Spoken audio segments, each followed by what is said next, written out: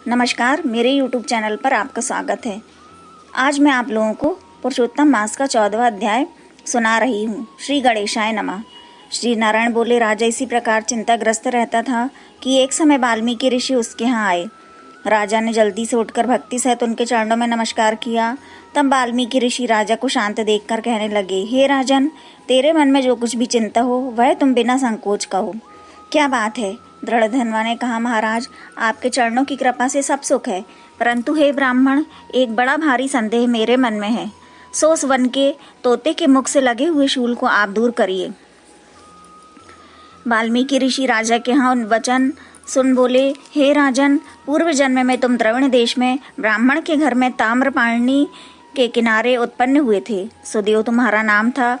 तुम धार्मिक सत्यवादी, जितना मिले उतने में ही संतुष्ट रहने वाले थे। तुम्हारी स्त्री उत्तम गुणों वाली गौतम ऋषि की पुत्री गौतमी नाम से विख्यात थी। गृहस्थ आश्रम के धर्म में चलने वाले सुदेव को कितना ही काल व्यतीत हो गया, परंतु उनकी संतति नहीं हुई।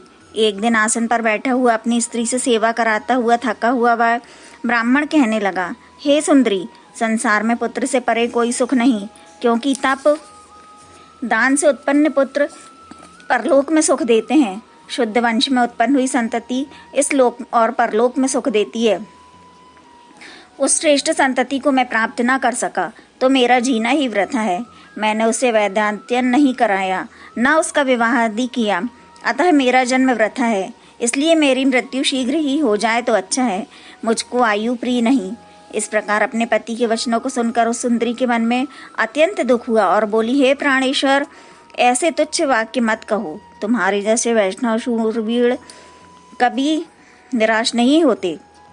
हे विप्र, आप सत्य धर्म में तत्पर रहें। आपने तो स्वर्ग जीता है।